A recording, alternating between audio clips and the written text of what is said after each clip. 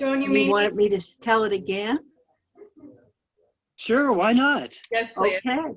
No, it's about being a young woman in science back in the day and having a name that was the same as a 1940s glamorous movie star. And I tried to talk science to the men, and they would say, "Oh, your name is Joan Bennett. There was a movie star named Joan Bennett, and she was a brunette, and you were a blonde." And I really hated that. And it happened over and over again. So for decades, I published under my initials. And then sometimes I'd be invited to speak, and I'd show up, and there would be stunned amazement that I was not John W. Bennett or James W. Bennett or Joseph W. Bennett. I was Joan W. Bennett. Classic.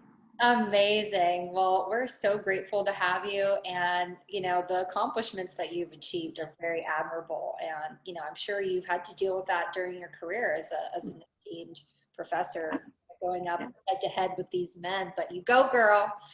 Yeah, and the thing is, I work on a very ungendered topic, fungi, and I've had enough shoulder rubbing with feminists to know that many of them believe that everything is gendered.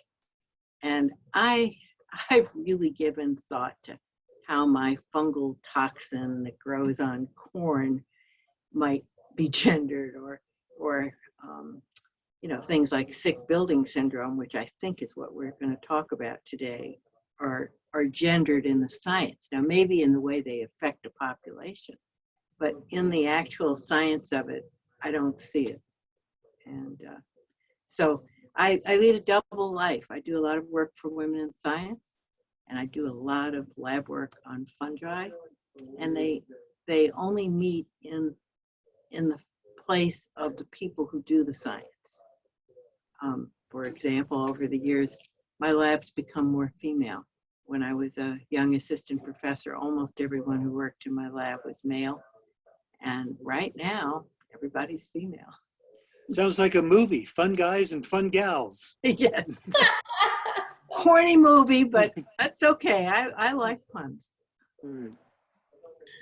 Well, thank you, Dr. Bennett. Sorry we started off a little unconventionally here. I'm Alicia, Keely, Eric. It's a big pleasure to have you here. We're so happy that you agreed. I was actually shocked that you agreed.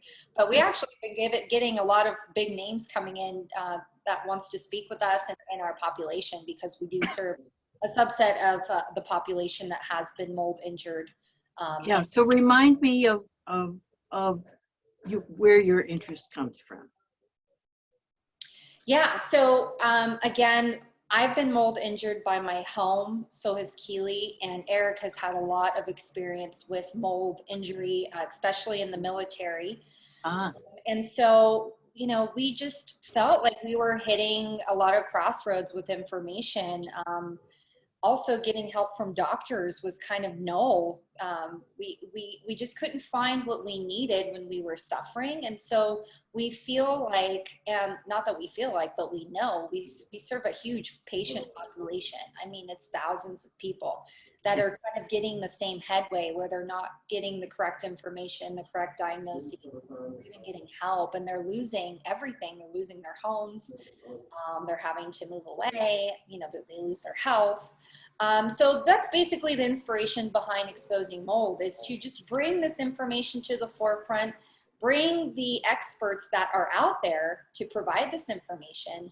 And hence, here we are just having conversations with experts like you, just providing the basic information on what's happening in the environment. What are these molds and fungi? What are they doing? And how are they affecting our environment? How are they affecting us? And what can we do to kind of mitigate those issues that do happen? And so that's where we're at right now. And that's why we reached out to you, because, you have that experience, and it's just important to educate people so they understand a little bit more. Yeah. Well, I'm not sure which part of the mold worry world you've been in contact with, and as you probably know, there's some quack element to some of the physicians who try to treat patients. There is a lot of uncertainty. And for a really basic start, there's a way in which physicians and people who are in the healthcare profession categorize disease. The International Classification of Diseases, International Disease Classification, IDC. The term sick building syndrome is not in there. Have you followed up on that? And what its implications are? We haven't followed up on that, but we have realized that the American Medical Association does not recognize any mold-related syndromes, and we have looked into the reasons why. There's no validated testing, there's no set signs and symptoms. So we're familiar with some of like the red tape around the issues that are preventing that from being recognized. Yeah, I've heard that the World Health Organization has ratified sick building syndrome in 1976, but the other authorities, the CDC, NIH, have failed to follow up on this. and I'm not sure they've ratified it, but it's very important to this business of naming a disease. For example, if you go to a physician and they want to collect medical insurance, they have to enter a disease name in order to report it. And there are a couple of ways they can get around it, where they can enter names other than the mold related illness. But this is a very big problem for physicians who believe that people are sick from mold, because they want to be reimbursed, and most people are doing that by insurance. The other aspect of it is that it's very hard to collect data, because if people are not giving a standard diagnostic name to a condition, and you're trying to collect data on how often it happens, there's no really good way to do it in a massive way. And so at a very basic level, this is something that needs to be worked. And I heard what you said about there's no diagnostic test or bioassay. We can't go in and take some of your blood out and do a quick antibiotic test and say, oh yes, you have this mold-related disease. But there are many diseases that get diagnosed without that. And I would hold up some of the psychiatric diseases. None of them have a biomedical test that I know of, but people still get diagnosed with schizophrenia. Well, And so it doesn't require a bioassay to have a classification. And if people are interested in moving the needle on this, I think one of the best places that a group of interested patients and health professionals could work together is to get this international disease classification category made. Well, that's actually where my story comes in, because Okay. I got sick in the military back in the 1970s with a toxic black mold incident. And I saw in the early 1980s that a lot of people were suffering in certain buildings, and they kept pointing at this black mold, but they couldn't get any belief, they couldn't get any help. And then by pure chance, I wound up in the middle of the debate with the Center for Disease Control that resulted in the creation of chronic fatigue syndrome. A couple of doctors in Incline Village called the Center for Disease Control for help with a mysterious flu-like illness that simply wouldn't go away. And I noticed that all the people that failed to recover from that flu were in sick buildings. Really? None of the doctors, none of the researchers, and this was from all over the world, who descended to study this mystery illness had any awareness whatsoever of the potential of toxic mold. So when I was asked to serve as a prototype to help Dr. Paul Cheney I want to take some develop, notes. I was asked to assist as a prototype, a matrix for the Holmes Committee to develop this new chronic fatigue syndrome definition. And at first I refused because I knew that they wanted to focus on the flu-like illness, the virus. And Dr. Cheney said, well, your mold illness, your mold complaints, that doesn't matter because researchers will come and we can study the situation and work out all these details. And they never did. No researchers have ever come back to look at the sick building component of the creation of the chronic fatigue syndrome. All And these why do you years, think that is? because viruses are all the fad. That's where the funding is. That's where the funding is. So if you write a proposal, and I have written many of them, and none of them have been funded, you can't do the science unless you have people to help you, money to do it. Yeah. So my plan was, by serving as a tangible link between the sick buildings and this new syndrome, I would provide a leverage for follow-up on this. And as it turns out, a couple of years after they gave up the search and stopped looking at the origin of the syndrome completely, mold testers emerged. The remediation industry came onto the scene. The buildings were tested, and they found Stachybotrys chartarum in the very room that launched this entire syndrome. And I'm going, this is enough evidence. What room is that? It was a teacher's lounge at a certain school. There were several other schools and a casino involved. And lo and behold, they found Stachybotrys in those locations as well. So by the time I saw 3 clusters with toxic black mold, I'm going, this is enough evidence that researchers should follow up on this and at least look into it. To this day, they've absolutely refused to do so. Who is they? All chronic fatigue syndrome and myalgic encephalomyelitis researchers. It's been universal. Stanford, Harvard, every institute so far has flat out refused to factor in the mold that was found. In studies of chronic fatigue. Exactly. Let me also mention something.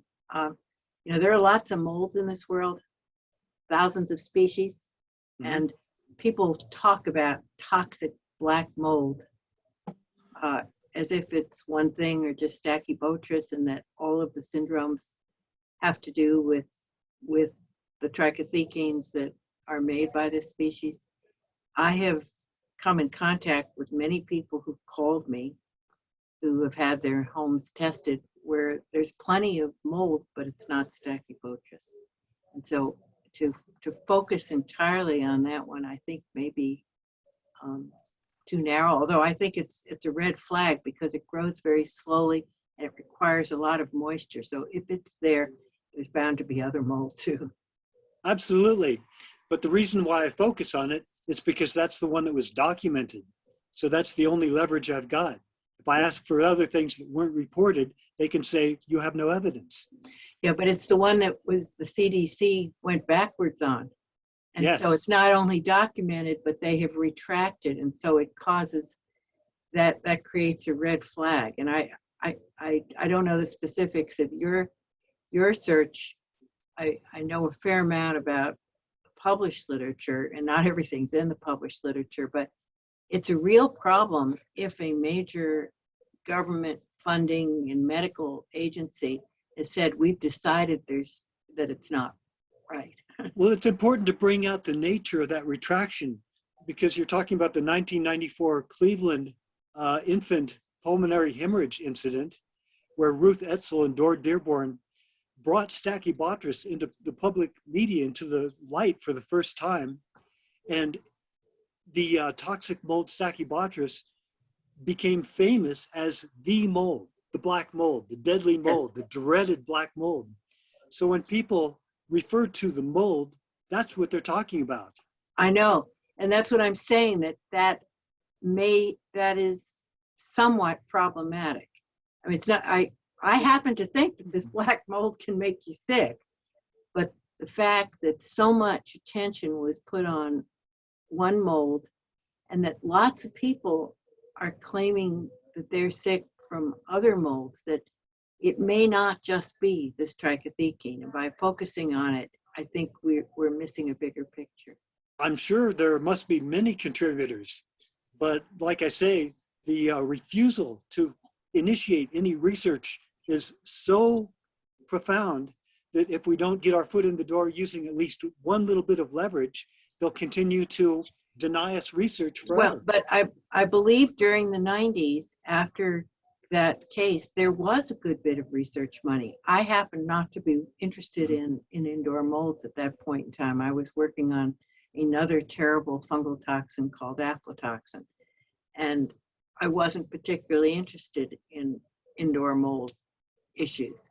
And so I never applied for that money, but I know a number of scientists who did get that money. There's a guy at Michigan State who's, I'm blocking on his name. Oh gosh. But there is a man at Michigan State who got millions of dollars to study the trichothecanes. And he did some renaming of stuff. And so you should know about him. I'm not trying to contradict you, but it's important to know that money was spent. And there's a lot of evidence that trichothecanes can make you sick. What we don't have is the consensus of the medical community that molds in general can make you sick. And that nor do we have a formalized name, and that once the CDC retracted, much of the funding vanished. To proceed on with the nature of their retraction, when Dor Dearborn and Ruth Etzel proposed a hypothesis, an outline for further research of Stachybotrys, they collected considerable evidence that it does cause pulmonary hemorrhage, and none of this was refuted. What the Center for Disease Control basically did was say, your research is inconclusive, needs further study, and we can't draw any definite conclusions based on your work thus far. And they said, fine, let's do more research.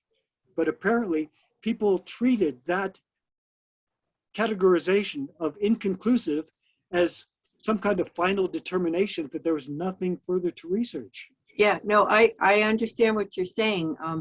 It's kind of like legal cases where sometimes a case is won on issues that aren't really about the nature of the case. Like Bill Cosby's out of jail, and apparently had nothing to do with whether or not he put drugs into women's drinks or something. But he's nevertheless out of jail. What happened with the Cleveland case is that nobody had bothered to test those kids at the time and see the trichothecane in their bloodstream. And so we can have all this circumstantial evidence, but they went back and said, hey, we're premature. We can't prove what happened there. And so I think a lot of people most people who are in the field believe that hemorrhage was caused by trichothecanes. And I even met a man at the University of Illinois. And again, I wasn't sure what we were talking about today, so I didn't do some of my, but he said he was there and he just saw these walls covered with black fungi. And there are so many species of black fungi that you can look at that and go, well, this place is full of black mold. Yeah, but it was full of Stachybotrys. I mean, he saw it, and then it was cultured. But apparently what they didn't do is test the children, if I understand correctly. And it's like a lot of things in medicine and science, that you have all these things you're supposed to check off. And you could say, well, that's crazy, but it's not necessarily crazy. We're not vaccinating children under 12 with the COVID vaccine yet because we haven't finished the clinical trials. We could project at the time, the testing didn't exist. I think there's only one lab in the United States that even had the ability to test for trichothecenes at the time. That's quite possible. I know aflatoxin. I don't know trichothecanes. You're quite possible. So basically, it was a clue. It was trying to initiate an investigation. and the Center for Disease Control and the medical profession ever since, and even the mold experts have been trying to use the stance that your lack of evidence is sufficient reason to not continue on with the research. Well, I'm not sure it's quite that simple, but I will tell you it's really hard to get funding to study these issues. I'm optimistic that by going at things in different ways, and I'm hoping that maybe by talking to you guys, we can find these different ways that we can change that picture. And one hook that I see coming along that didn't exist when the era we're talking about is microbiome research. We now have wonderful ways of going in and sampling what microbes are living in an indoor environment. It just wasn't there 10 years ago. And so I think that if we're going to be positive about it and not just talk about, oh, we can't do this and we can't do this and that went wrong in the past, and look at what we can do, the things I see that we can do is try to convince the International Disease Classification System to have a mold-related illness classification so we can better collect data. And that can be done even in the absence of blood tests, bioassays. And second, I would like to see us put a focus on microbiome research that then could be correlated with public health. And these are doable things. I mean, we can't change the past, and we can decry how hard it is. I mean, I've spent a lot of wasted time trying to get funding to study some mold issues.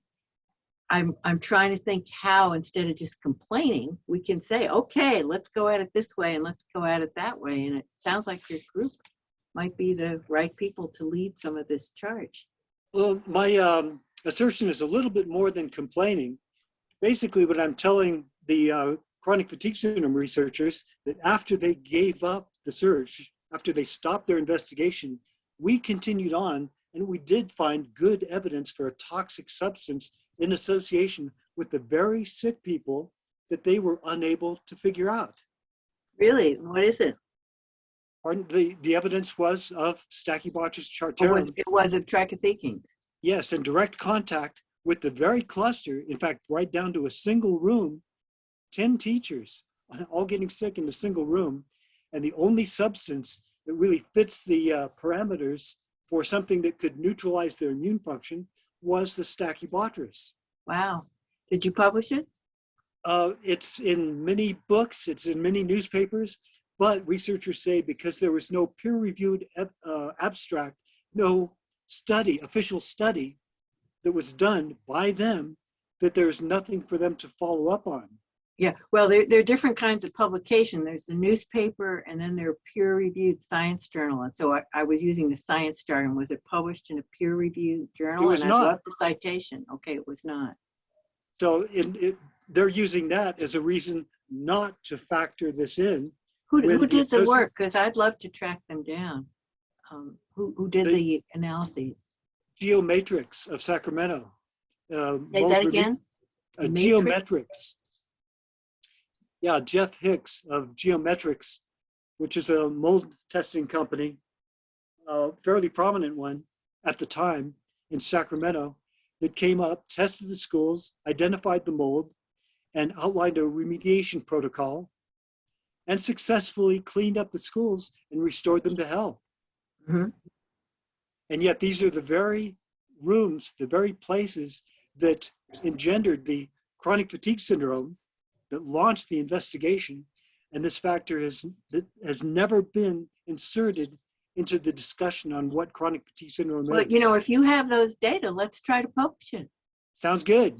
Yeah, no, if you can provide the data, that's my skill, is I write scientific papers. But I'd like to draw a parallel between this situation and what happened to you in your house after Hurricane Katrina, where the mold testing didn't isolate a specific substance that you were interested in, something that was acting like a volatile, and you wound up having to discover it yourself because the testing at the time didn't encompass your experience.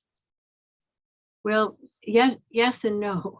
I knew there was going to be a lot of mold in my house because New Orleans is hot and it had flooded. And I can't begin to describe how much mold there was in post-Katrina New Orleans. And I did some very clumsy personal sampling just to try to find out something about the species. What happened is that because I was not feeling well, and because I was protecting myself from spores, particles, and things like toxins, I shifted my way of thinking. So it's not at all what you're talking about. You know, I'm not talking about a mold toxin. I'm not talking about a mold, a reaction to mold particles like their cell walls and everything. I'm talking about teeny tiny molecule that's gas phase. And I have subsequently found that many of these molecules have lots of activity, but it's not parallel to what you're talking about. It parallel in the sense that because the 1-octanol wasn't known to the people who were testing, that you sort of isolated this. There was no one testing volatiles or actually toxins in New Orleans, to my knowledge. Dr. Richie Shoemaker was. Did he go to New Orleans? Absolutely. He went to St. Bernard Parish and did a lot of study. In fact, found Stachybotrys in the outside air at levels that normally constitute a sick building syndrome scenario. Well, you know, those Stachybotrys doesn't get into the air very well. Have you ever looked at its spores? They're big and heavy. They're big and heavy, yeah. But the So contamination they was settle so down. bad. It would be very unlikely to get it in an air sample. And yet they did. Because the I have never met Shoemaker. Is he approachable? Because his name keeps coming up, and it's always I don't a little know. French. I don't know if he's. I mean, I've known him for 20 years, but lately he has shifted his focus to actinomycetes, and he's kind of backed away from the mold. But there was a situation at the Reno airport where Terminal B, people were getting sick, and when they went in for testing, the normal procedure is to compare indoor to outdoor, because if you consider something to be a sick building, you look for something inside, whereas outside is considered to be better. To their surprise, they found outdoor levels of Stachybotrys in the air to be higher than indoors. So we became aware. Is that published? No, only in the newspapers. But they became aware at that time that there were circumstances where Stachybotrys could be outdoors and something could be disturbing it, maybe gases coming up out of a sewer system or a storm drain, something that was discharging Stachybotrys into the air so that you could actually have high levels of airborne spores. Mm-hmm. And this is apparently what Dr. Shoemaker found down in St. Bernard Parish. But Well, the parallel that I can tell you, I looked for Stachy in my flooded home, and like in many of the cases I have met with people who were sick, there wasn't any evidence of it. And I'm just trying to give you some advice. I think by focusing so much on Stachybotrys and one fungus, your reach may be too narrow, and that many people who are reporting that they're sick, that's not the case. And hey, believe me, I want to help you out, and I'm interested in what you've done. I wish there were more scientific publication, because without the peer-reviewed journal, we look like quacks. You know, we look like we're not valid scientists. And unfortunately, I have heard a number of not very complimentary things about Dr. Shoemaker, and that he takes money from people, and that that's fine. And my research is not even remotely limited to Dr. Shoemaker's work. Yeah. Dr. Johanning, Dr. Eckhard Johanning, and Dr. Chin Yang at the Eastern New York Occupational Health Center were doing research into mold, and Bruce Jarvis, among others. identified Stachybotrys as a particular mold of interest because it seemed to have pathogenic effects that were radiomimetic. They were unusual. They stood out from the other molds. So they did a considerable amount of research on Stachybotrys chartarum, and every study found that it really did stand apart from the rest.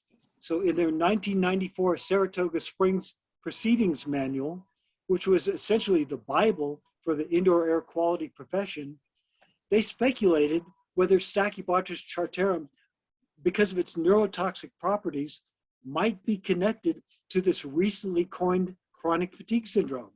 They've got several chapters dedicated to this proposition. So I approached them and said, yes, I can affirm that this particular mold is connected to chronic fatigue syndrome. We found it in the very clusters of sick people that the Center for Disease Control failed to figure out. So that's a good enough connection between this particular mold and an ICD official syndrome to establish a connection, at least to get the foot in the door for further research. So that's why I focus on Stachybotrys the way I do. Yeah. No, It's and hey, it's a bad mold. I mean, and it makes a terrible toxin, no question about it.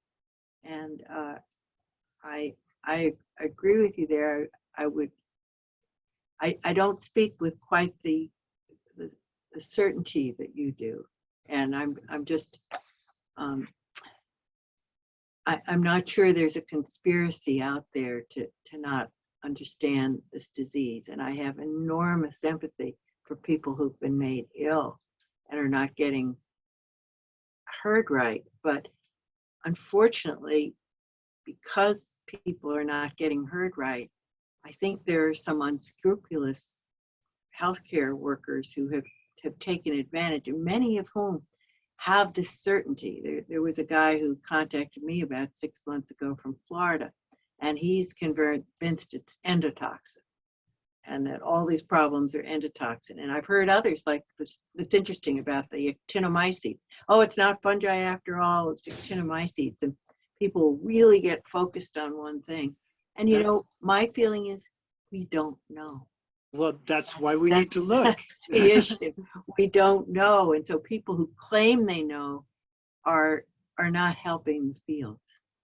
And as a scientist who you know, I want to take care of my own reputation, I think it's really important that we recognize the limitations of our knowledge. And that, well, at the same time, we need to push the science in the best way we can. And to this purpose, I took samples of Stachybotrys and took them out to a pristine location and led people into proximity to see if they could feel anything. And in fact, in the 1994 Proceedings Manual, volunteers actually took it upon themselves to do this very experiment. And sure enough, it resulted in the effects that they were looking for. So we have our controlled tests by volunteers who've established that this is. But was it published again? Yes. In yes. 1994.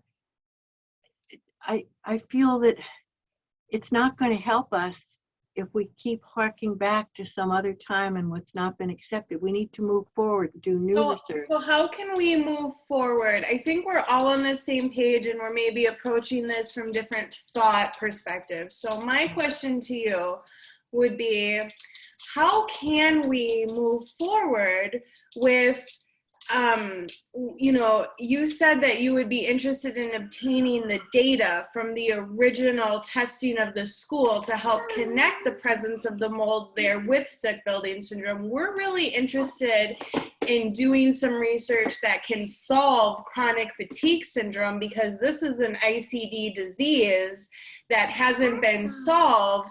And the researchers that we try to contact, they say old evidence doesn't matter.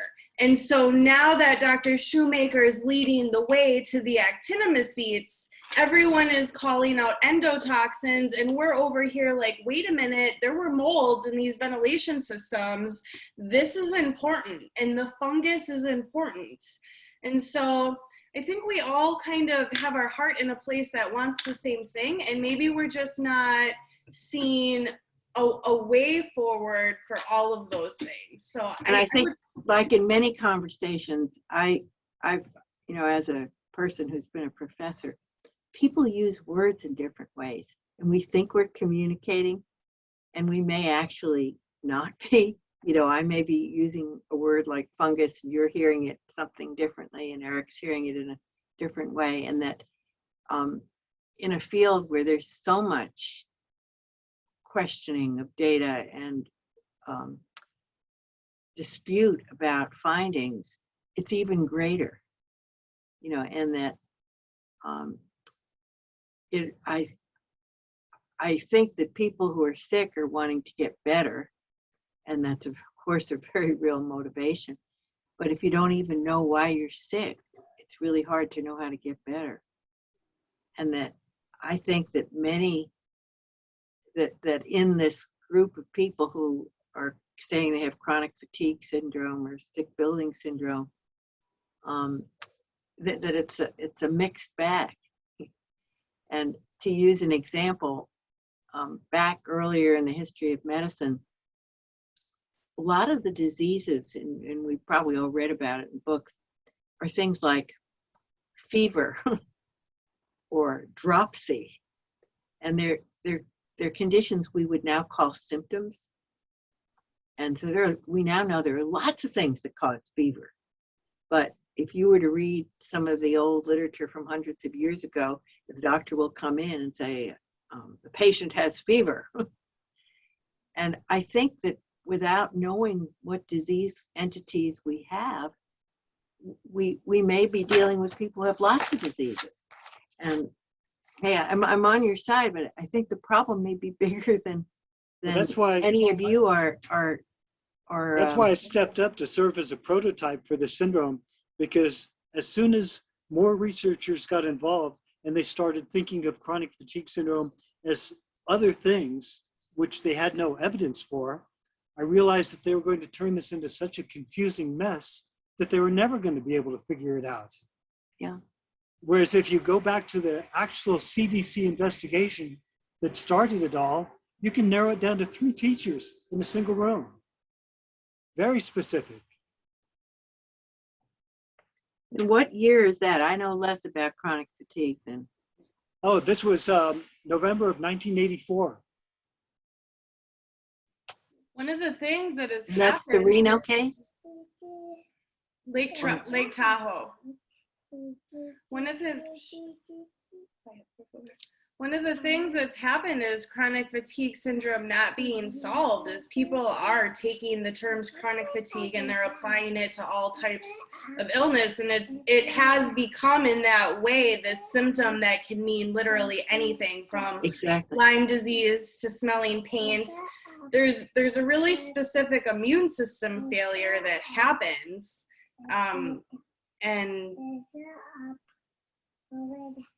when your immune system is failing, any bacteria or virus that's already in your body can then take center stage, and that's part of the failure of being able to say this is the set signs and symptoms of all of mold illness. Exactly. It depends, but we know that Stachybotrys causes this immune system failure, so that's why we want to look at it.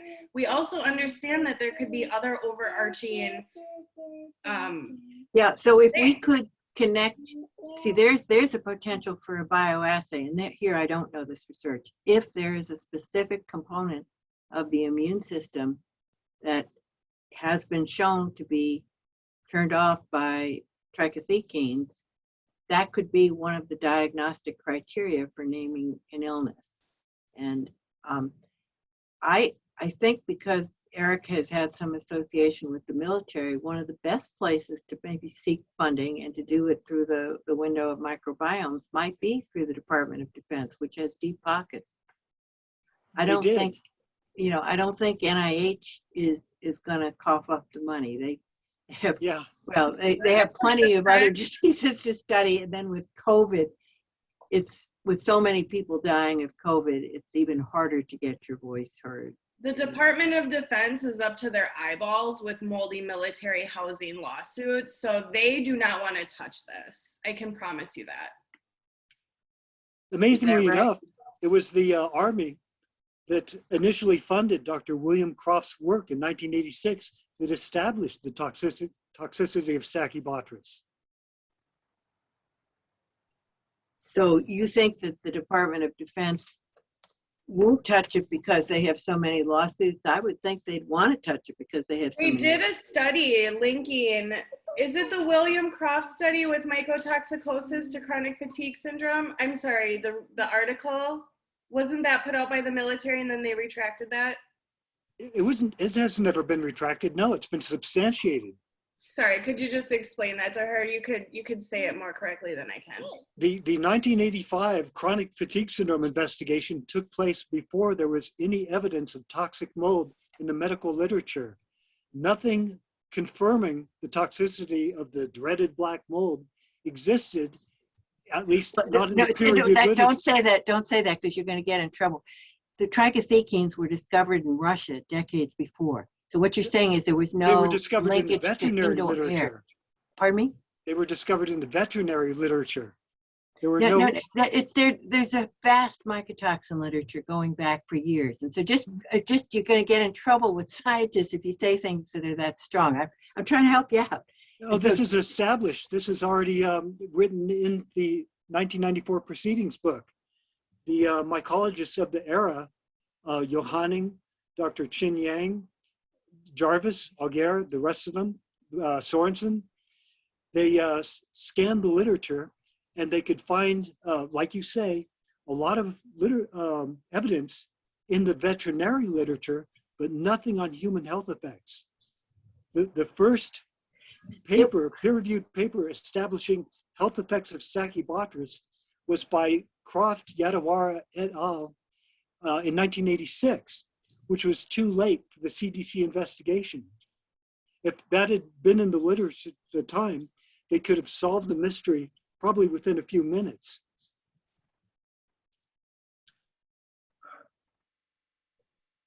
And as you say, you talk about going I understand forward. the story differently, and again, you seem more certain than perhaps we should be. This is a terrible problem, and thinking you know the answer when so many people say we don't doesn't help us move ahead. And I would like nothing more than to move ahead and be able to get more research done and more attention. And I'm not as certain about the facts as you are, and I don't always agree with what you're saying there. And you know, Well, these aren't my so I'm facts. not going to be able to help you out if you feel like you already know what the answer is. Well, Because I don't know what the answer is. it's in literature. It's already documented. No, it's not. That's the problem. That's why the CDC and all these other groups are not believing you. That aren't. But I thought we'd agreed on that. actually, they do believe me.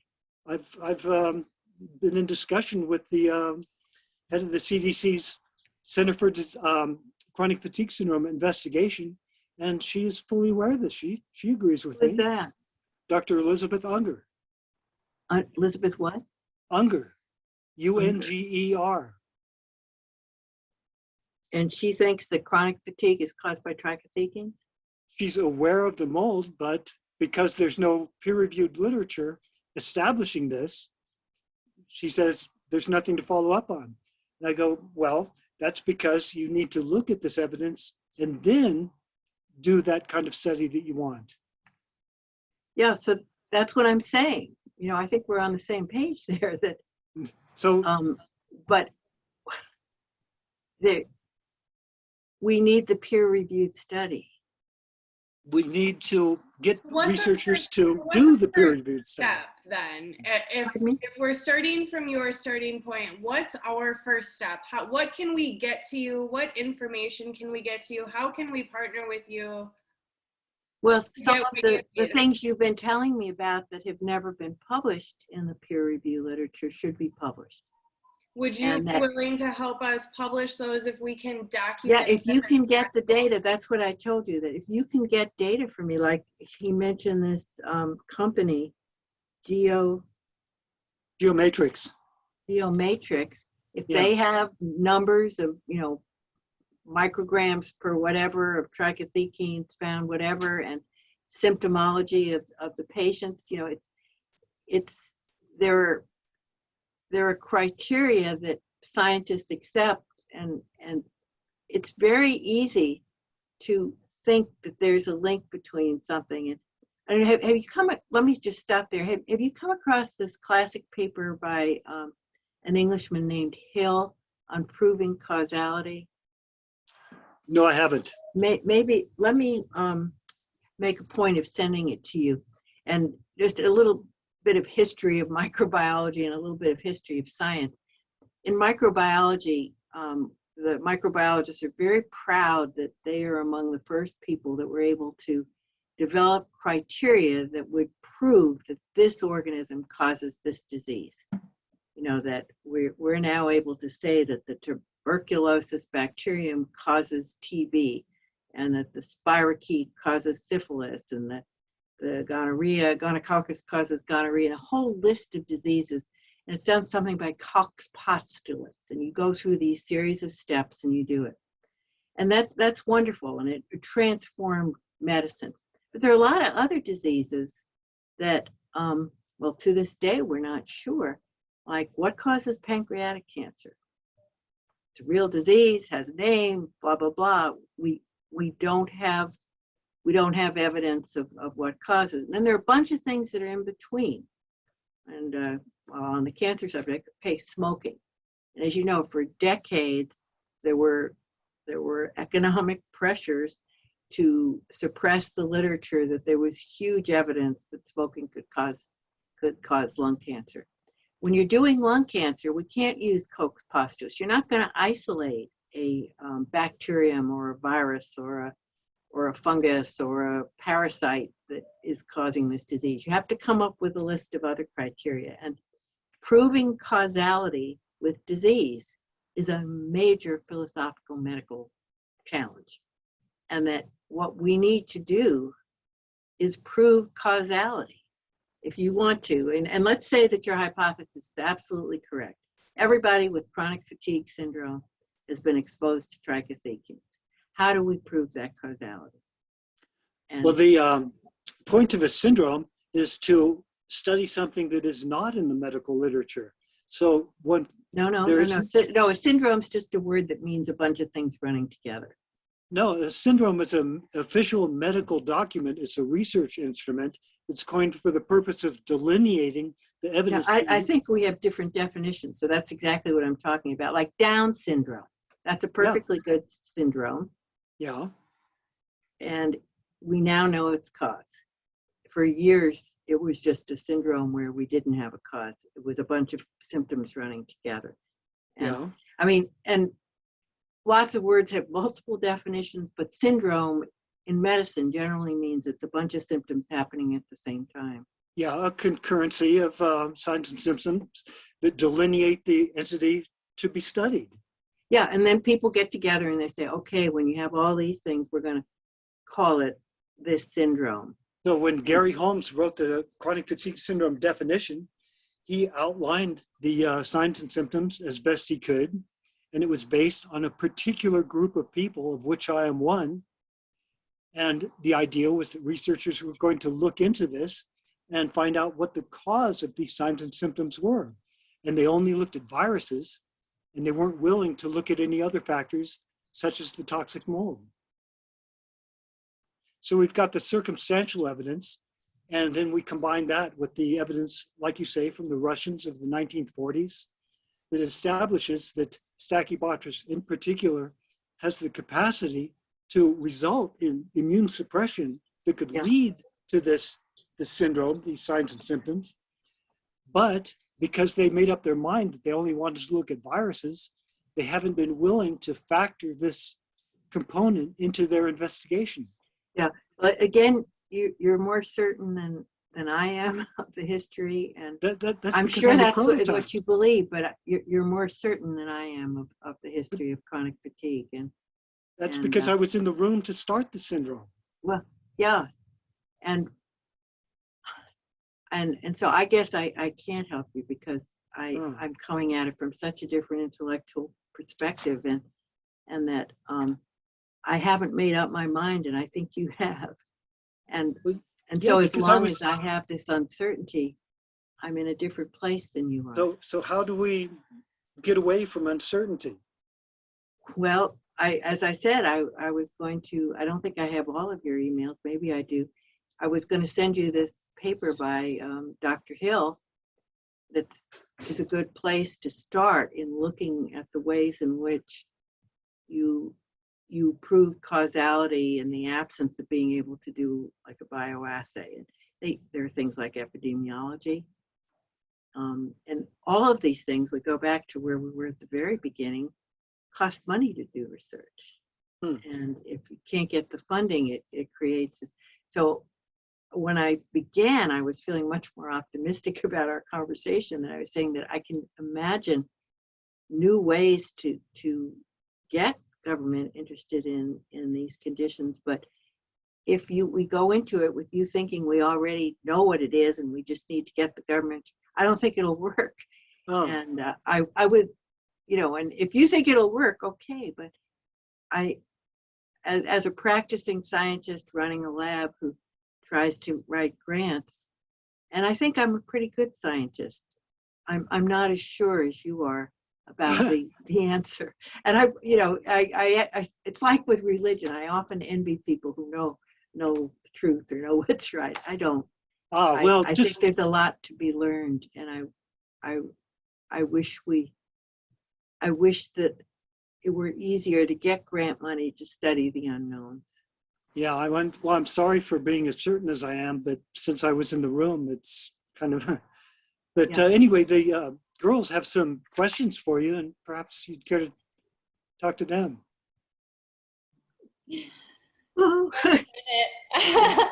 Thank you so much for just, spending your time with us. And I really liked what you said earlier, actually, about reaching out to convince the National Disease Classification System. Yeah. And, I'm really excited that you even said if we provide you with the data, you can actually write something for us. If the data are publishable. Sometimes people think they have really solid data, and you look there, and like one thing I have seen that's a major problem in a lot of studies is there's no control group. And so you have a group of people that have found something, but you don't have another group that are similar that you have the same data on. And in science, you're dead in the water right there. Mm-hmm. And like there's a woman, have you come across Irene Grant? You may want to talk with her. Actually, you guys might be much more compatible than I am, but Irene Grant does work on sick building syndrome. She's an MD. She's in New York. And I've never met her, but every now and then she reaches out to me. And once, many, many years ago, we were on the same consulting case, both believing that somebody was sick from mold. She does blood tests on people who feel they've been exposed to mold, and she, in these blood tests, very frequently finds mycotoxins, patulin, ochratoxin, aflatoxin, I think some trichothecenes. Trouble is, she never tests healthy people. And most of these toxins, what we know about them, where there is a lot of research, enter through the diet. And so if we haven't tested a bunch of people who are matched to find out whether ordinary Americans are walking around with fairly detectable levels of these toxins in their bloodstream, you're not going to be accepted by a journal because there's no control group. And to me, one of the issues with these diseases is that, like a lot of things, not everybody gets it. And there are people who can walk into a moldy room and immediately have horrible symptoms, get sick, And there are people who can live there for 3 months and come out just happy as a clam, you know. And not knowing this human variation and susceptibility adds a level of complication, and that's why you need a control group. And that, like a lot of things, we don't all die of heart attacks. We don't all die of cancer. And we are not all susceptible to mold. And some people are highly susceptible. And it's very hard to know who is and who isn't. And so I see so much uncertainty in this field and so many unanswered questions.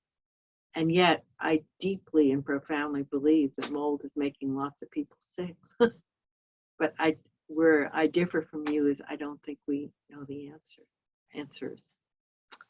And as a scientist, I think it's worrisome to go in believing that you already know what the answer is, because if you haven't done the good study, you may even be biased in your results. And you know, that's like when they test drugs, they do double blinds so that the people who set up the thing don't know the people who were collecting the data, because we all are so prone to bias that we want our ideas to be right. And so if you were doing studies like this, you know, it would be good to have the individuals blinded and the test blinded, so that, and have a control group so that we know that the people who were showing the levels of toxin in the blood. But I can also send you Irene Grant's link, and she probably will jump on this like a ton of bricks. She believes it's mycotoxins. I'm familiar with her. Yeah, I've been following her work. Yeah. But basically, we were just trying to initiate a study. And in terms of my certainty about certain things, well, I'm just saying that I'm certain that there were people who got sick in a certain room, and I'm certain that we found a toxic mold there. And I thought that was enough to at least start a study. Yeah, I think that's what's been happening, because Eric has been, I mean, everywhere. He's attended all these different symposiums and has been knocking on scientists' doors, and he's just hitting a blockade. He's not getting attention or even provided the platform to try to put these studies together. It's like these people are just shutting the door on his evidence that he does have. And so he has been and trying. Again, who are these people? Studies. Because I'm afraid now I'm one of these people. I'm really interested in this. No, but that's why we reached out to you, because you have this information, you have been studying this, and that's why we wanted to initiate this conversation, because we want to find an ally, so that way we can get the study in, so that way we can have some proof to move forward, so people can get treated. At the end of the day, we're tired of seeing people suffering. Yeah. And that's really what it is. You know, people are getting sick, and then they're not getting believed by the health system, and it's a double whammy. Yeah, and as you said, the funding is falling out. Like there's nothing to be said or to retrieve to do this work. So let's go back to the Department of Defense. Kelly, you feel seeing very strongly that it's a no-go. I think it's probably one of the best potentials, because if they have barracks filled with mold, and if they have lots and lots of lawsuits, and actually I recently was asked to work on a pro bono case about some people on an Army base. If there are many of these cases, I think the Department of Defense, which is an enormous bureaucracy, you can't just say, oh, DOD won't do it.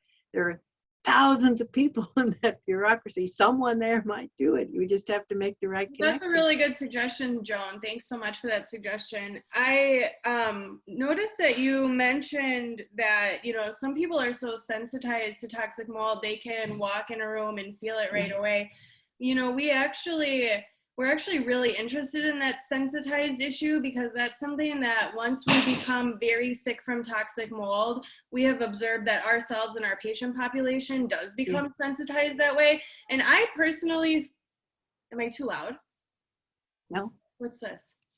I personally think that, you know, saying we are not all susceptible to mold You know, that's what the shoemaker crowd is doing, is they're saying that you can't get sick from mold unless you're susceptible to it. And they're proving susceptibility by genetic factors. And that's the way that they're going with the research. They're trying to say you have to have these two genes if you're susceptible to get sick from toxic mold. And then their gene tests have now showed it's actually endotoxins from the actinomycetes. It's not even mycotoxins and fungi. So the quack science is getting quackier, because what started as CIRS water damaged buildings from toxic mold is now from a common bacteria, according to the doctors who are heading all of this up. And they're also trying to put patient base in the framework of calling this a genetic issue. No one's having a conversation about epigenetics. No one's having a conversation about the way poison affects gene expression. No one's having a conversation about immune system failures and what happens in toxic mold when your immune system is. Well, I'm not sure, you're being, again, very broad. No one. Many people feel that there's more than two genes involved here. The immune system is incredibly complicated. And so maybe this body of research is doing that, but I don't think the whole body of research is so full of certainty. And I think the endotoxin crowd is one group of people who are, and again, reaching out to sometimes desperately ill people and saying, hey, I think it's endotoxin, and if you do this and you do that, I'll make you better. Most of the medical profession probably doesn't agree with that approach. So as a doesn't feel it's been geneticist, proven. do you think that people have to have a genetic susceptibility, or are there toxins so I don't problematic know. and virulent that they can just cause illness? Now, there are some toxins, I think, that certainly the animal literature on lots of toxins, it's like the difference between poisoning and infection. You eat enough arsenic, you're sick, you die. And now, that's independent of genes, is that correct? Yeah, but then people may have different susceptibility there. And in an animal test, there's a whole range, even within the same species, of how much aflatoxin it might take to kill a mouse. But with this, where we're dealing with the immune system, and I do think that many of these problems are immune system, then it gets into genetics big time. But it's not just two genes. And you're right, there's epigenetics. When I say nobody is focusing on immune system failure, I mean, if I go to my doctor right now and I say I've been in toxic mold and now I have a problem, they're not running an immune system panel because it's not recognized by the AMA. So when I say exactly, you can't get it covered by insurance. That's where I started. Mm-hmm. Yeah, that's where I started. The people that we're going to for help, that's what I say by everyone. It's not being recognized. I wanted to talk to you a little bit about hybrid fungi. I read a study that was interesting that was saying that some fungi, I think it was Aspergillus, I'm not sure, when they're around certain like chemicals or pesticides, they can use that as fuel, and then they start emitting different toxins. So the type of food that the fungi consumes affects the virility of the toxin. And so I'm just wondering if you've researched that, or if you have a comment on that, about how mold is processing other things in the environment and how that's affecting the toxins that it's producing. Yeah, well, we're using a lot of higher order terms here, and so I'm on uncomfortable ground. There are lots of different molds. There are lots of different toxins they can make.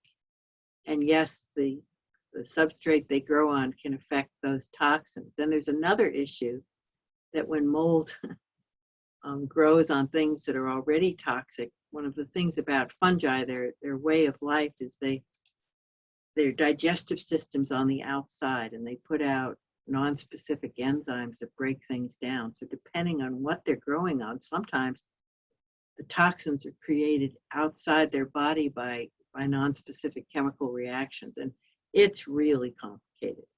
It's really complicated, and to throw that into the mix with what we're talking about, I think gets us too You know, far maybe from. we'll email you some of our our first 8 podcasts because it actually connects all of this together. I much I don't prefer think these are really written separate issues. word because podcasts take so long to listen to, and I'm an Well, that's fine incredibly if you busy. don't want to. No, If you're not interested in learning about it, I'm just not a. I don't own a television, and so people who do a lot of stuff have a hard time understanding me. I'm a good reader, so if you can send me written stuff, I'm that happy would to be look at. great. I just don't want to do podcasts. We'll send it to you in writing. Yeah. So we're not gonna. Okay. So, do you have any comment on guttation droplets released by toxic fungi? What? I don't know which. Say it again. Flotation droplet. Guttation droplets. Eric, do you want to pipe in? In botany, guttation is when a plant will put out like a bead of fluid. Exactly, an exudate. And Stachybotrys colonies produce guttation droplets, nasty black-looking droplets on the outside of the mold colony that apparently are the purified toxin, often without genetic material, so they're not detectable by PCR. These guttation droplets dry out, and they're very crystalline, they're very brittle, so they can fragment, and the crystalline fragments become airborne. Yeah, it's interesting. It's stuff that I, as a mycologist, was taught to call exudate, not guttation. And so it's a different vocabulary. Yeah, I know exactly. I mean, many fungi make these fluid droplets. And yeah. I don't know anything about them. When these droplets are in a house from fungi being produced, can these be measured for by anything? To my knowledge, there's not much study on them, and that they often occur under particular nutritional conditions. I've seen it many times in a Petri plate. I have to say I've never seen it in nature, but it probably happens. I mean, it happens regularly in the high nutrition environment of a Petri dish. I've never seen it in nature, but it probably happens out there too. Yeah. We're really interested in your fungal metabolite VOCs findings, and we just wanted to maybe just learn more about that. And we are going over time. Is that okay? We really want to be. Yeah, I have another meeting that starts at 3. And as long as I have time to eat lunch somewhere in here, I'm okay, because I didn't have any breakfast, and I have a 3-hour Zoom meeting. Okay. Thank you for being patient with us. We're just, No, yeah, I'm glad you guys are doing this. I wish I could share some of your certainty. It's, as I say, I really do. I think there's so much we don't know, and that it's very easy to hang on to what little we do know, and then maybe make it bigger than it is. And when I say there's genetic variability, repeat, not everybody has heart disease. That's not such a terrible thing to say. And I'm not talking about 2 genes. I mean, some people will go to be 95 and die of pneumonia. And there are other people who are genetically susceptible to heart conditions and have a heart attack at 23. And yes, food and all that makes a difference. But I believe that in our very, very complicated genetic makeup, that some people are more susceptible to these environmental impacts than others. And it's not just a couple genes. It's thousands of genes and their variants. Not because genes are, so okay, we're just talking about one gene. That one gene might have 10,000 variants. And then you get a copy of the gene from your mother and your father, and then you throw in how you were raised and what you ate and what you've been exposed to, and as you say, the epigenetic, I mean, it goes on and on and on. So I think there's nothing controversial in saying that people have different genetic susceptibility to mold. We have different susceptibility to pollen grains. Not everybody's allergic. But do you think that there are genetics that can be healthy in a toxic mold environment? Because that's not like the genetic expression of a heart disease, I don't think is the same thing as doctors saying, like that could have a lot of factors too, you know? Oh yeah, like if you weigh 300 pounds and never exercise and you're prone to heart disease, you're going to be in a lot worse trouble than if So you. my question about the genetic susceptibility is, do you think that there is a genetic profile that's not susceptible to having any reaction to? I'm not going to go that far, but I'm going to say that there are some people who probably can live in a moldy environment. And just think of history. Think of in history when we didn't have nice, clean indoor environments. And I've heard Southerners, when I talk about my volatile thing, the old Southerners who grew up in the South before air conditioning, said the house always smelled moldy. We didn't get sick, you know, and that just think of the primitive conditions that many of the people on the planet Earth live in. Do you think maybe that warrants some research? Maybe Of that course it mold is does. behaving And that some differently? people have been getting money under the rubric of climate change on that, but you need to be able to go internationally and blah, blah, blah. But yeah, some people are living in very moldy environments, and maybe they're getting sick, but they're not necessarily getting sick the way Americans in our clean environments are. Yeah, Or no. we don't know, you know, we don't know. Yeah, And have you come across that paper about the Bible, Leviticus? That's a famous one in, Oh, yes. in the Yeah. mold literature. And leprosy of the house is really mold of the house. Well, yeah, I think for most of history, people have been living with more mold than we do. Yeah, But, you know, and we're just very passionate about this subject, and we want to make those unknowns known. You know, that's why we pursue scientists like you, and we want to find these answers. And Yeah. it's hard. You're right. We need funding, and actually, you brought up a really good point about mold in the past and primitive living areas, and different type of environments. And it seems that just in our speculation, and also Eric has a theory on this if you're interested in listening to it, of the virulence of mold and why it's actually becoming such a prevalent issue. Okay, vocabulary, virulence, toxicity, not necessarily the same thing. Pathogenicity. Yeah. So virulence usually, it's usually used in terms of infectious diseases, not in terms of these environment. I mean, just, and so when we're communicating, I think sometimes we've been missing each other, but that one I can pick up. When we say virulence, we mean to how aggressive the mold toxin has become. Yeah, so maybe pathogenicity is a much better term. And or toxicity, because if you're blaming a toxin, you're saying the severity of the toxicity, which isn't quite necessarily the same thing as virulence as usually used. Yeah. And just talking to healthcare professionals, I hear virulence and I hear an infectious disease. Like the Delta variant of COVID is more virulent than the original one. Okay, I'm sorry about that. No, but I mean, that's part of what when you're talking about things, if people aren't using the words the same way, you get into trouble. Got it. All right. I will keep in mind Okay, that. so, okay, go ahead. It'll be in my brain for that one.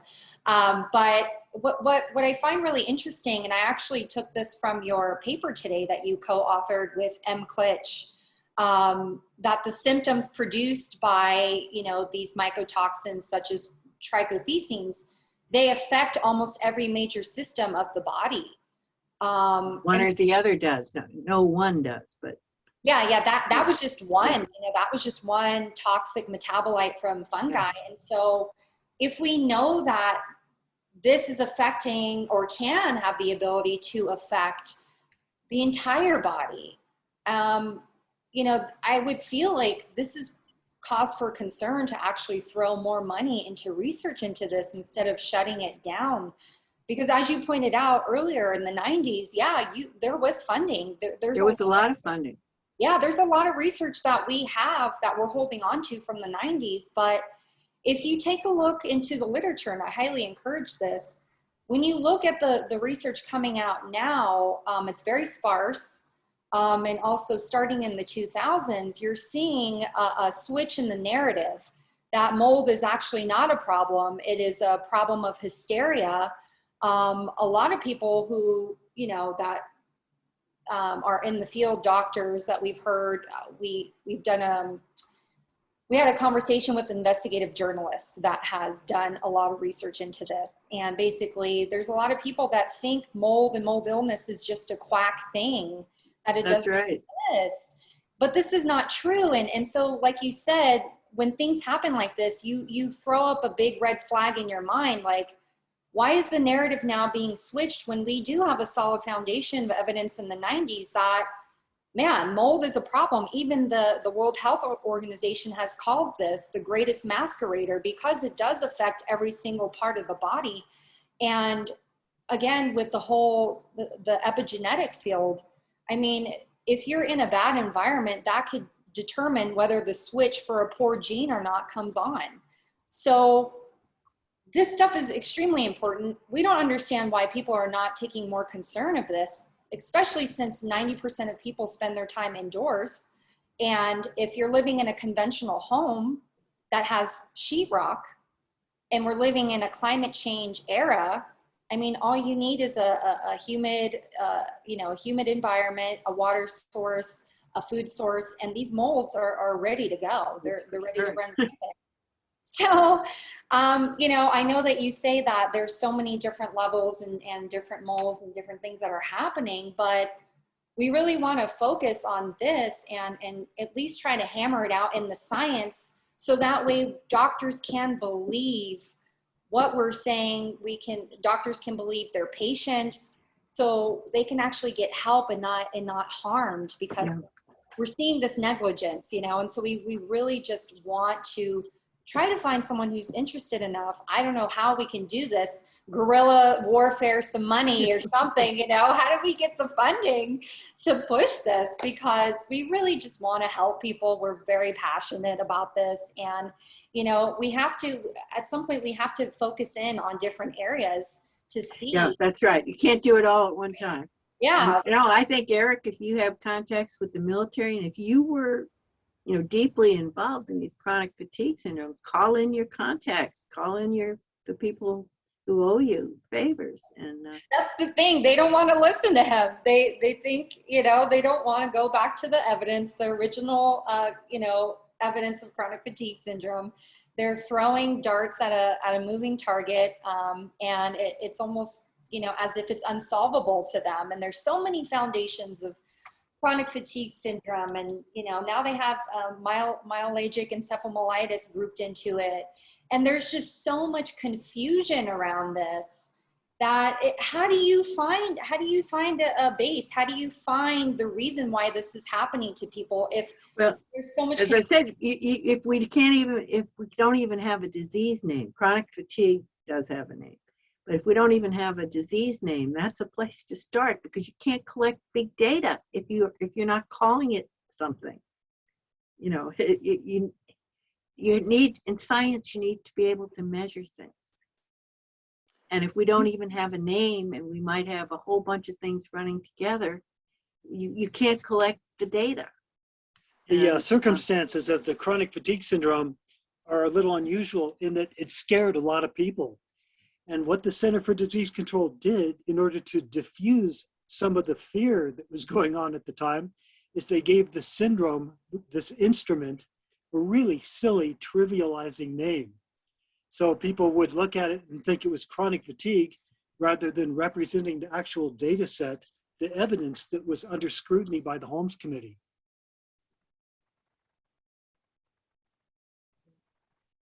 But if we manage to look past the name and just look at the specific evidence that they were presented with, we actually have some really interesting clues, things that we can follow up on. I would love to be able to help you, but I repeat, I don't think it's just trichothecene. I don't think anybody ever believed it was, but because this was documented, it was our foot in the door. It was something that we can follow up on. And it turns out that certain subclasses of the satrotoxins, such as the dolobelanes, atrinones, are such potent inhibitors of protein synthesis and they do consistently shut off mitosis, that this could account for why people are unable to regenerate, or their immune systems fail to respond in an appropriate way when they're exposed to this particular substance. So there's a good bit of animal research on the trichothecenes, you're right. Much animal research, but so far the human health studies weren't done until the Croft study of 1986. That was the first one that really established a connection between people in direct exposure to Stachybotrys and these types of natural killer cell function defects. Yeah, well, it would be good to get some more recent papers. There's been a lot of science under the, that has happened since 1986. Yeah, and every study since then has confirmed it. Yeah. No, trichothecenes can make you sick. I just believe lots of other things sure do can. that we just don't know. And that going in thinking you know the answer doesn't help you get grant money from medical researchers. Yeah. No, I wish we knew. I mean, and there are a lot of other diseases. Do we know what causes lupus? People die from lupus. I had all symptoms of lupus only while living in a mold building, and I almost had to get surgery on my kidneys because my bladder had become completely blocked. I just narrowly avoided surgery, but I had symptoms of lupus for 1 year. And when I noticed that I was manifesting as an autoimmune presentation, I started screening my patient base at my clinic to see if they were all my autoimmune cases, they were all confirming long-term exposure to either a water damaged space, water damage, molds.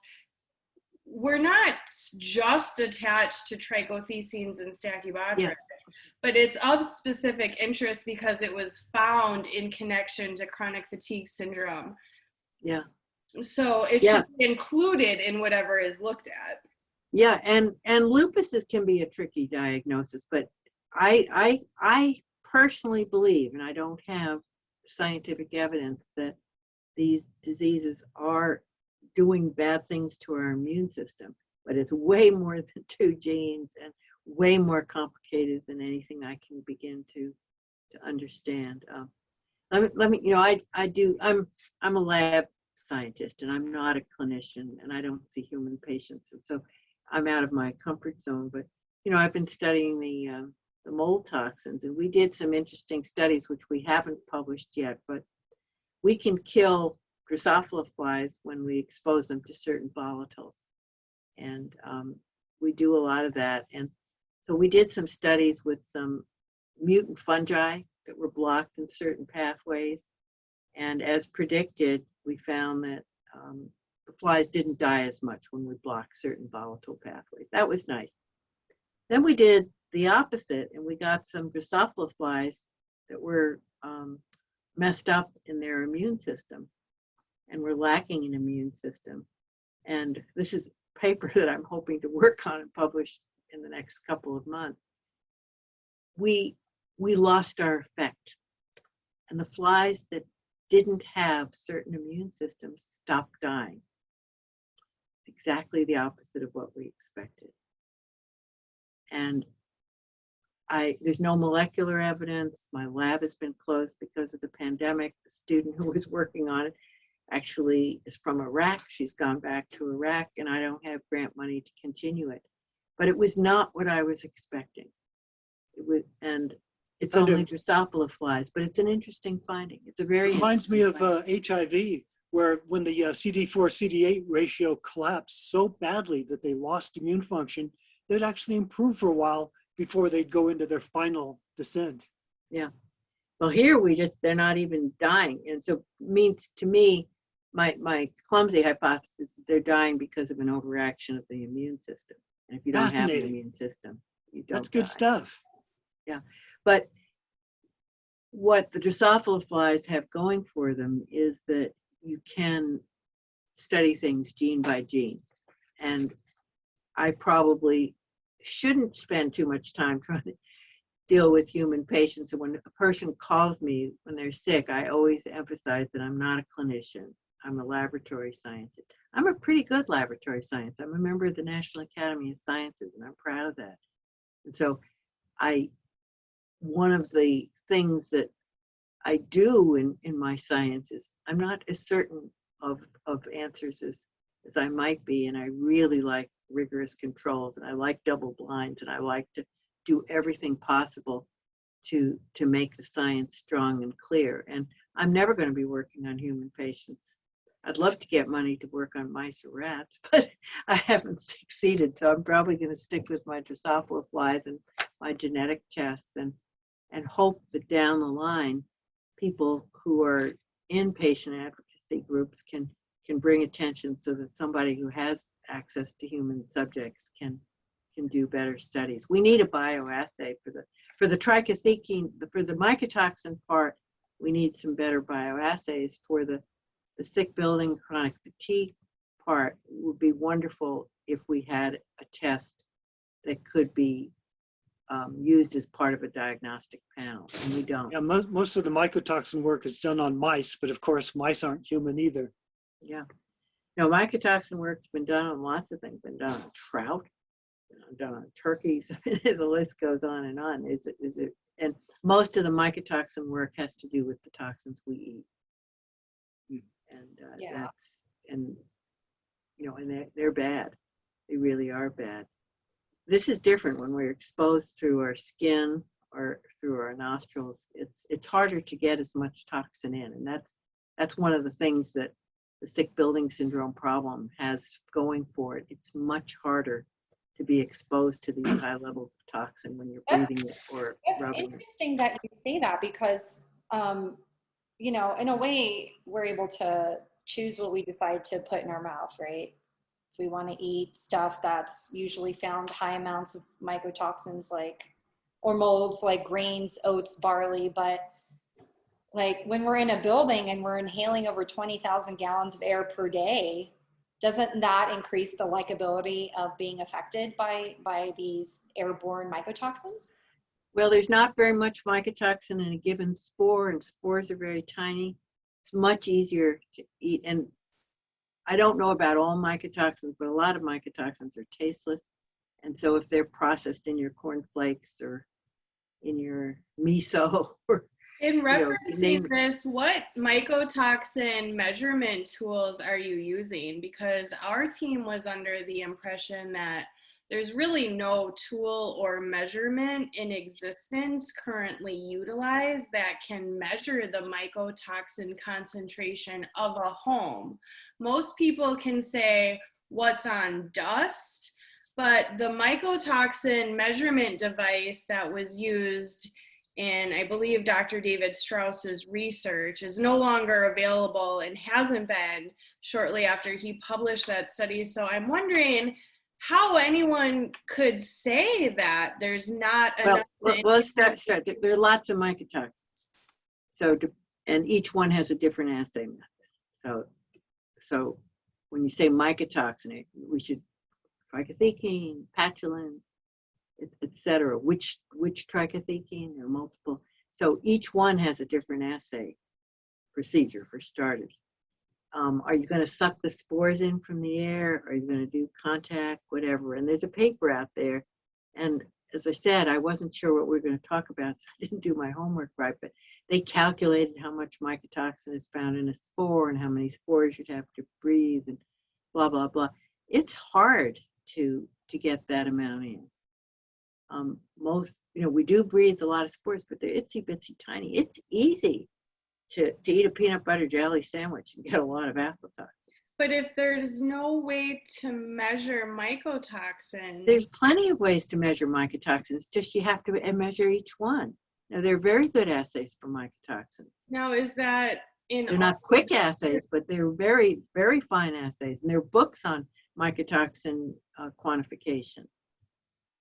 Yeah, that's interesting because mostly from agriculture and for food stuff. But yeah, the countries have rules. So there might be different extraction methods from foods. I'm sorry for not being more clear. I was specifically referencing like home assessments, not extraction. Well, what part of the home? Are you sucking spores through the air? Are you taking a piece of sheetrock?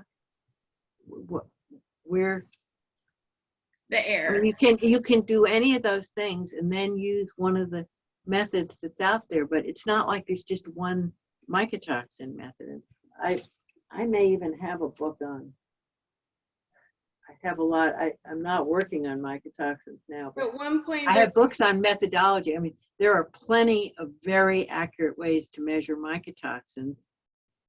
Most of them have not been used in the indoor environment, and plus, usually indoor molds make different toxins than outdoor ones. And so there's I've read some papers on measuring that, but to say that there are no studies on mycotoxin, whatever, no, that's just not the case.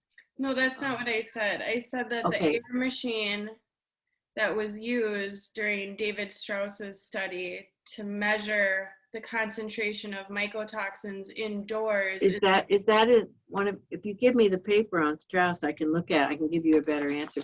It wouldn't have been just one toxin, or if it is one toxin, there would be a specific thing. And I don't know what machine we're talking about, but I guarantee you that there are excellent ways to measure mycotoxins.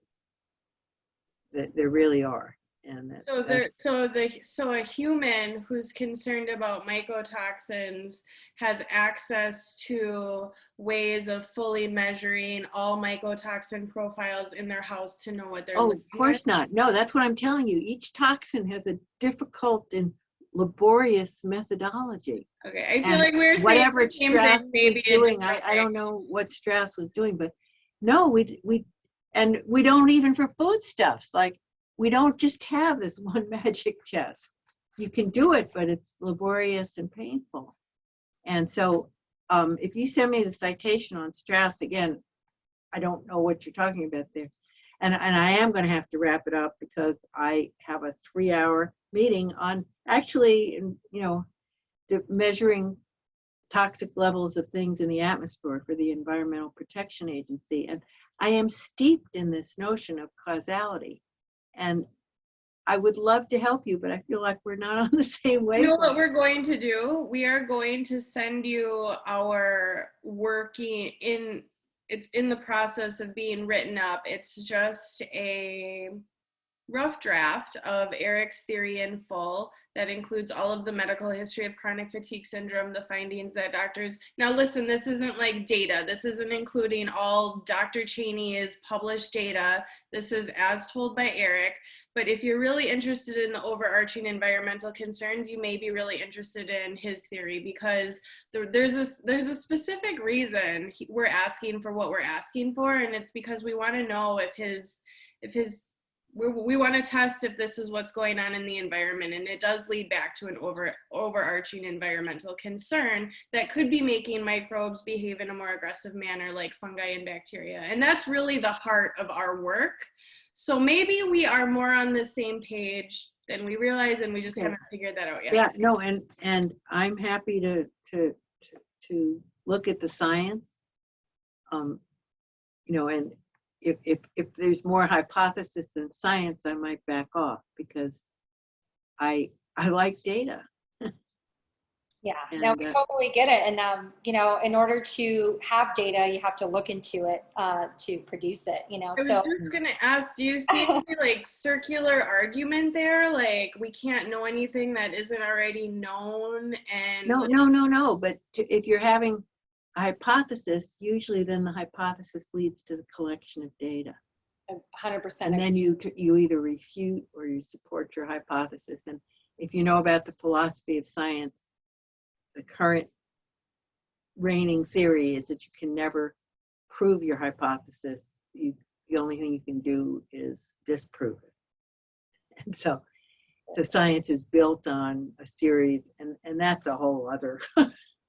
Yeah. We don't want to go there in the philosophy, but people throw the word proof around, I think, more loosely than perhaps they should. And so you can disprove your hypothesis, but you can never prove it, but you can keep strengthening it by each time you don't disprove it. Absolutely. And you as a scientist, and I do apologize, but I have some things I'm going to be on whatever whatever for this 3-hour meeting, so I need to prepare for my next meeting and keep up the good work. There are sick people out there. Mycotoxins are making people sick, and other things are making people sick. And a lot of physicians don't agree with it, but it's not an easy thing to grapple with. Thank you so much for your time. Yeah, thank you. And Okay. can I just plant a seed in your mind real quick before you go, Yeah. my dear? Thank you so much. So just in a nutshell, Eric's theory is that nanoparticle pollution from combustion, from industry, is feeding microbes to allow them to become more pathogenic. I think I'm using the right word. Pathogenic, yeah. Pathogenic, yeah. So in a nutshell, that's basically what we're writing on. We're not so much focused simply on the mold being a problem, but why is the mold becoming a problem? And we think it's because of pollution in the atmosphere. And that is 100% tied probably into what you are actually looking into or learning. So, you know, again, that would be something that we actually would want to study, is that fact more than anything else. Okay, that's a lot of facts there because there's so many microbes and so many pollutants. Remember that. You know, I mean, just think of all the pollutants in the atmosphere and think of all the microbes that exist on the planet. Yeah. But you can't deny the rise in algae blooms across the world and freshwater systems in the ocean. You know, everyone having a mold problem in their homes and getting really sick from it. There's just, when you look at the overall ecosystem, We have messed up this planet big time. 100% agree. 100% agree, Dr. Bennett. And we won't take any more of your time, but thank you so much. Good luck to you. Okay. Yeah, thank you for having these hard conversations. Take care. Okay, bye-bye. Okay, bye.